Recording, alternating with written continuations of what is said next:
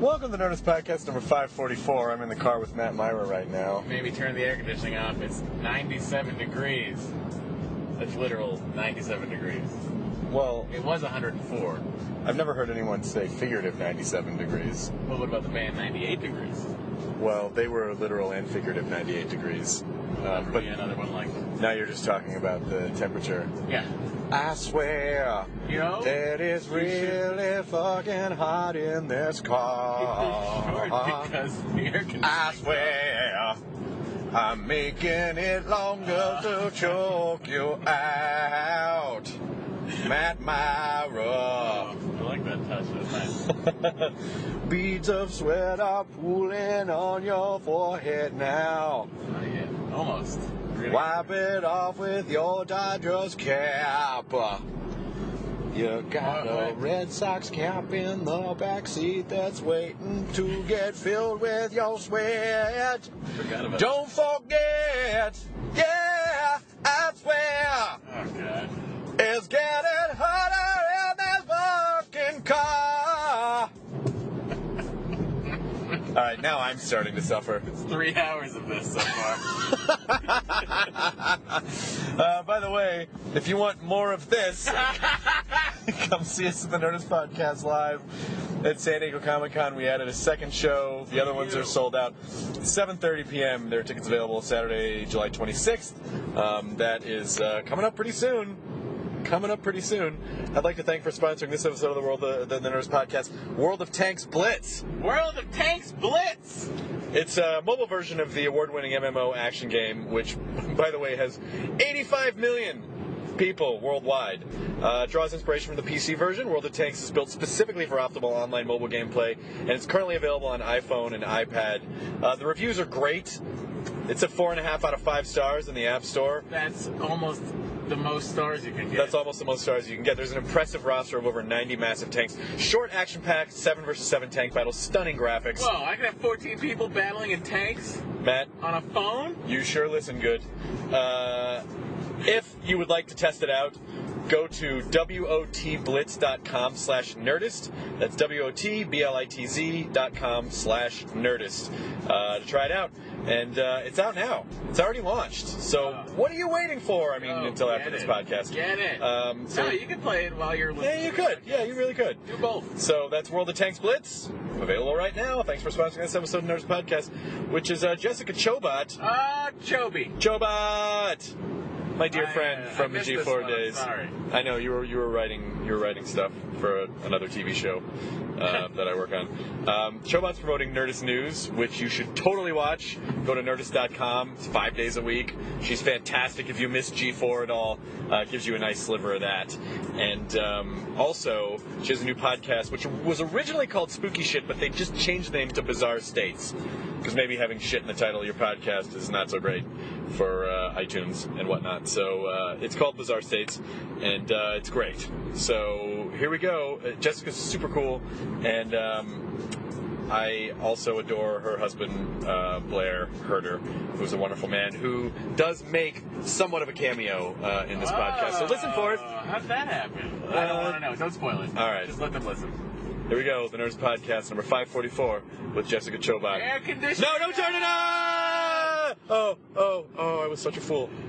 Oh, that's real nice.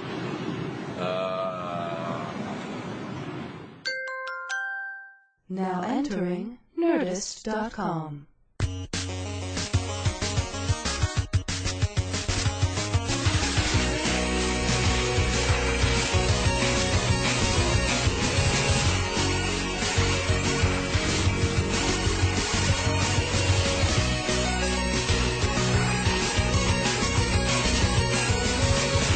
You have mommy brain right now? I always have mommy brain.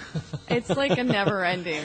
It's a curse. I never had very good memory to start off with, and it is just really taking a dive after the kid. Directly across from you. Okay. So you don't have to tilt your head. Well, this chair's a little higher up. This one's kind of nice. How do we sound, Katie? Great. Jessica Chobot. I'll put this here so that it doesn't rattle on the table. It's professionalism. Host of Nerdist News. Let me make sure that I actually have it on silent. Yes. Silent but deadly. So you, I wasn't going anywhere with that. I just wanted to have you kind of need, in order to activate a joke, sometimes you need a segue that doesn't go anywhere. So I would have to say like, oh, I took a shower today. So what is your, and then I don't have anywhere to go with that. It's just a throw out. It's just, it's basically, you just need a little chaff at the end to activate the joke in a weird way. How's Blair Herter, first of all, because your husband is a wonderful man. And he's good. He actually just had his birthday on Monday. He did? Yeah. He's all of, 30-something? Yeah, he's in there somewhere. He's good. You just mouthed, I don't know. You could look your husband up on IMDb. It? Yeah. Fuck. Yeah. Yeah. Seriously? He's not going to listen. Yeah, he will. Oh, shit. Chris, goddammit, you just got me divorced. Look him up. If he's going to divorce you because you don't know how old he is. I want to say 34. Is he 34? I'm going to say 34. Katie Levine's looking it up. But we went to Raging Waters for his birthday. It was actually really awesome. I haven't been to a water... Of course it's awesome. Well, no, I haven't... Yeah! See, I knew. I just got scared. I have not been to a water park since I lived in Michigan. We used to go to, like, Wisconsin, like Noah's Ark and all that crazy stuff. Yeah. So, what was that? Wisconsin Dells. It's like a whole city dedicated to water parks. It is the best shit ever. I went to a water park with a bunch of businessmen peeing on me. So you have a new... See, that was that I got it. I got it. Yeah, exactly. I'm learning. So I don't really know that... I mean, I know... I mean, I knew you from G4, but not well. And I know you had a history with IGN and G4 and all sorts of stuff. But where are you from? Kind of all over East Coast, Midwest, pretty much. Like Buffalo, New York. Basically all the cold places you don't want to live because it's freezing there. Oh, your parents were ice chasers. Well, Dad worked in cars, and so that just eventually ended up in Detroit. You know, we never went too far from the Canadian border. So... Except for one time. We ended up moving to Virginia, of all places. But then most of it's been like Buffalo, New York, Michigan, Chicago. I went to school in Ohio. Moved out here. And that's been it. And how long have you been out here? I've been out here for about 7 years. 7 years? Yeah, I think we're going on 7 years now. And so how did you get hooked up with G4? G4 was... It kind of was just like... out of the blue, random. I had run into Erica at an event once, and she said, "Oh, let's get in contact with me. We're always looking for a host." Erica Lewis, one of the. And I mean, at that point, G4 had known me from just IGN because a lot of times they would call for people to be guests on Attack of the Show or X-Play, and so we'd come on, like correspondent IGN person.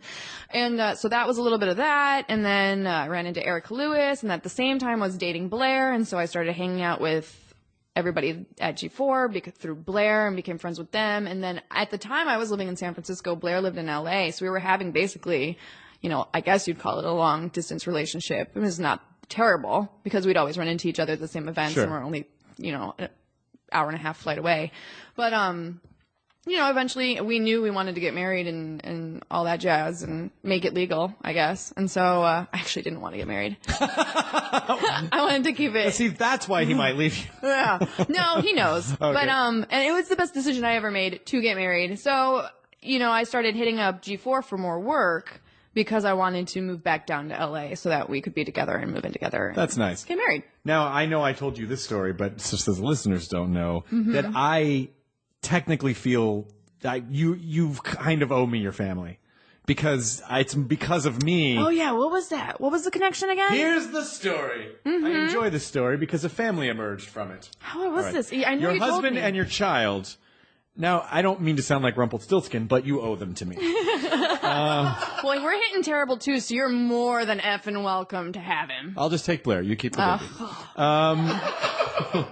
So.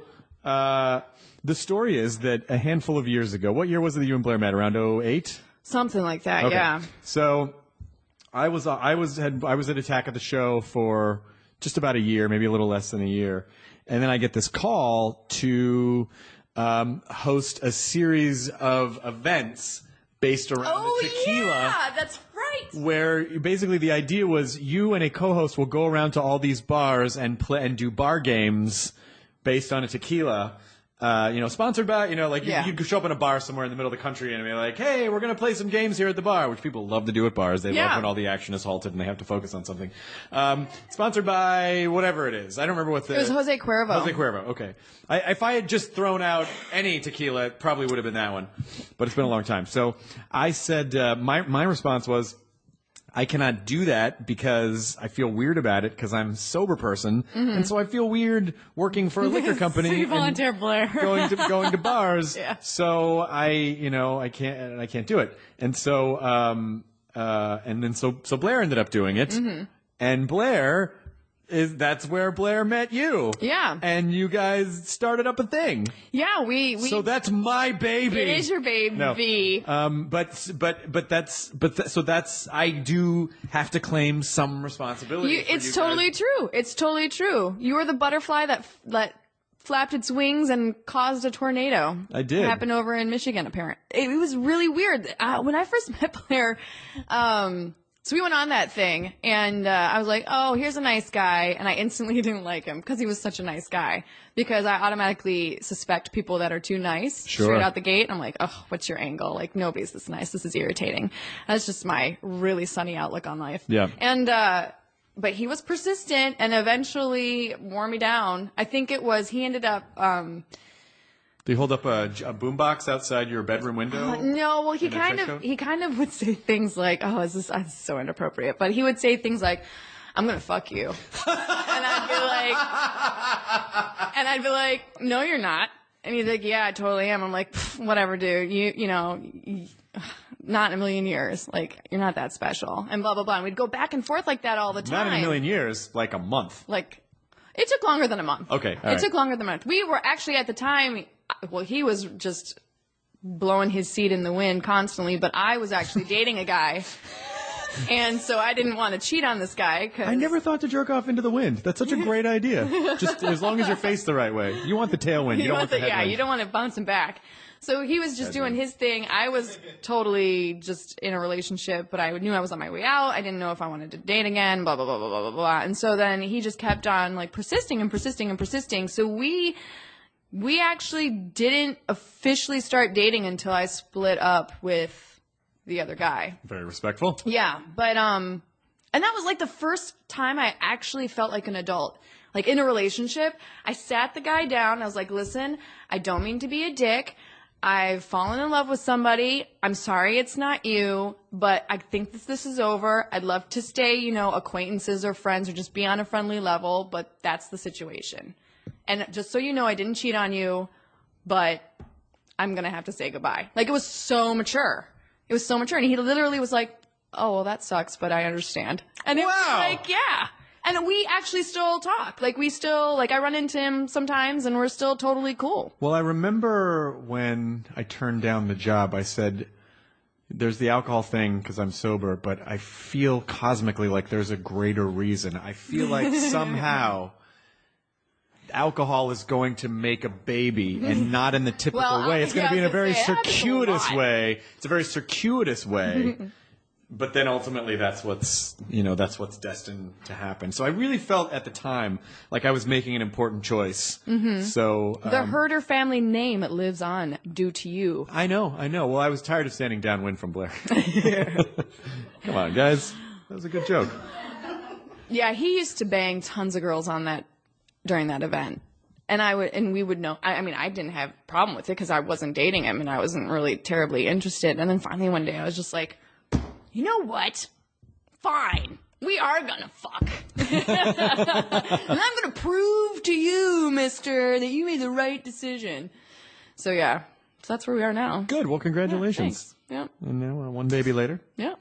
So you must be anxious to have like 4, 5, 6 more, right? Hells no. I actually had a really hard time with having the baby. Combination of just stress in general. Well, one, just the changes in general. Like, I just wasn't... I don't want to say I wasn't prepared, but I didn't expect to Like, everybody's like, oh, baby, and they're rubbing their tummies, and I never had any of that. I wasn't like, oh, I can't, I never talked to him that much. I mean, I would occasionally, but not really.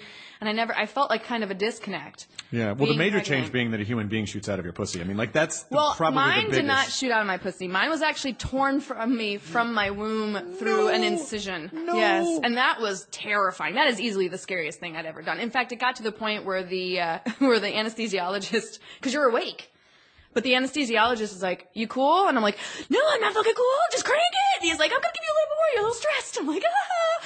Does it help? It did.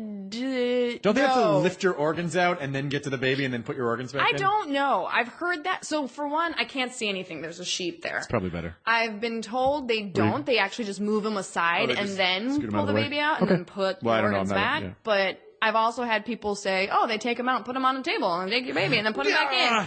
At one point, and I hope he's joking, but my doctor, who we became friends with, was like, I've got my hand on your aorta. I'm like squeezing your heart muscle. Can you feel it? I'm like, no, I can't. Fucking stop talking to me. And so not a good really time for levity. Yeah. Not a good time for I'm like, no, a heart-squeezing joke. And he's like, what kind of music you want to listen to? I'm like, shut the fuck up. That's what I want to listen to. And yeah, so I didn't have a good time as far as, like, the whole lovey-dovey mother thing has been really hard. I didn't really start getting hardcore into it, like, until he turned 6 months. No, but I'm serious, because up until that point, he's just this blob, this needy blob that, I mean, at one point, no shit, Chris, there was a time, so, you know, to go back to what I was kind of talking about before, G4 goes under, you know, we just bought a house, we spent all our money on a down payment, you know, IGN, I leave, I'm back, you know, now I've just had this baby, I'm feeling fat, I have cankles, like, everything's awful, I've got this little baby that I don't know how to take care of, I'm feeling really fucked up. Blair just started a new job, so he's never home to help, not on purpose, he just has to be at work, so it's literally just me and this baby in pain in this house for, like, months. And at one point, I remember Blair had texted me something, and I was, like, in a cranky mood, so I texted him something shitty back. So then I started getting all these crazy texts in return. And at the same time that was happening, no joke, because you never know what's going to happen, but I started my period. And at the same time that was happening, so I'm literally standing at the changing table, my baby's on the changing table, and he shits into both my hands. So the phone's going berserk. My husband's, like, getting mad that I'm, like, not answering him because he thinks I'm mad at him. I've got baby shit in both my hands, and then I'm bleeding all over the floor and down my leg. And I was like, fuck this shit. Fuck all of this. Fuck y'all. I just put the baby in the crib. I scraped my hands off, and I just sat in a corner and bled out and cried for, like, hours. And I was like, I hate this. Teach and then children well. Yeah. Nobody tells you this shit, though. Nobody tells you. Everybody's like, oh, it's going to be so wonderful. And it's like... You weren't expecting shit hands and period feet. No, I was not. But now, once he turned 6 months and he stopped being this, like, amorphous blob and started, like, smiling and laughing and being awesome, it's, like, really, really cool now. And each month he gets better. Until he probably turns 13, and then it's going to suck again until he turns, hopefully it won't be too bad. How are you texting with shit hands? Oh, well, at that point I had given it up. Oh, okay. Yeah. I was like, no. Because that's the one thing that you always keep in the back of your mind. I don't want to ruin my device. No, you don't want to ruin your device. No matter how fucked up your life's going on right then, you're just like, I'm not touching that because I don't want to ruin my device. And of course, Blair's probably thinking like, oh, she's mad, she's not responding. And the thought is never crossing his mind like her hands are full of poop and she's standing in a pool of blood. Yeah. Vaginal blood. Yeah. It's not...